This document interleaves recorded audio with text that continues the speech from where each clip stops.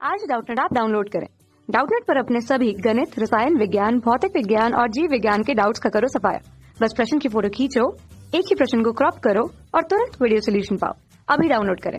Hello everyone, हमारा प्रश्न है निम्न कथनों को पढ़िए। पहला कथन है खाद्य श्रृंखला में एक जीव केवल एक ही स्थान घेरता है। दूसरा कथन है खाद्य श्रृंखला में ऊर्जा का प्रवाह सरलता से गिना जा सकता है। तीसरा कथन है खाद्य श्रृंखला में प्रतिस्पर्धा समान पोषक स्तर के सदस्यों के मध्य ही होती है। उपरोक्त में से सही कथन है पहला, दूसरा और तीसरा। दूसरा विकल्प है पहला और दूसरा, तीसरा विकल्प है पहला और तीसरा और चौथा विकल्प है दूसरा और तीसरा। तो जो हमारा पहला कथन है उसमें क्या कह रहा है कि खाद्य श्रृंखला में एक जीव केवल एक ही स्थान घेरता है। तो जो खाद्य श्रृंखला में जो जीवों द्वारा स्थान घेरा जाता है उसे क्या कहते हैं, उसे पोषी स्तर के रूप में जानते हैं। ठीक है, तो जो पोषी स्तर होता है वे क्या होता है, किसी जीव का जो पोषी स्तर है वे क्या है, वे एक से अधिक भी हो सकता है। ठीक है, एक से अधिक भी हो सकता है।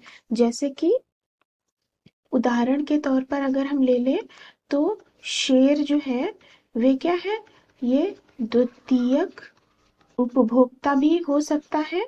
और क्या हो सकता है, शेर तृतीयक उपभोक्ता भी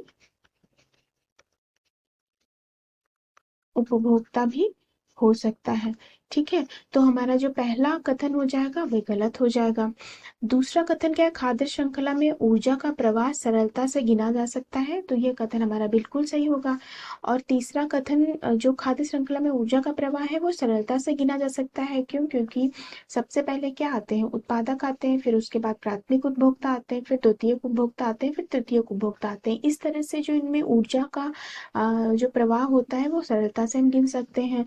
तीसरा कथन है खाद्य श्रृंखला में प्रतिस्पर्धा समान पोषक स्तर के सदस्यों के मध्य ही होती है। तो जो प्रतिस्पर्धा होती है वो समान पोषक स्तर के सदस्यों के मध्य होगी। जो शाकाहारी होंगे वो शाकाहारी के साथ प्रतिस्पर्धा करेंगे, मांसाहारी उनके साथ प्रतिस्पर्धा करेंगे।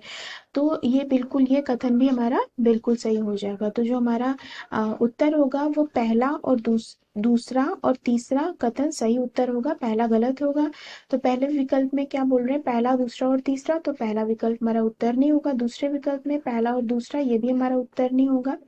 तीसरे विकल्प में क्या है, पहला और तीसरा सही कथन है, ये भी हमारा उत्तर नहीं होगा। चौथे विकल्प में पहला, चौथे विकल्प में दूसरा और तीसरा कथन सही है, ये हमारा उत्तर हो जाएगा।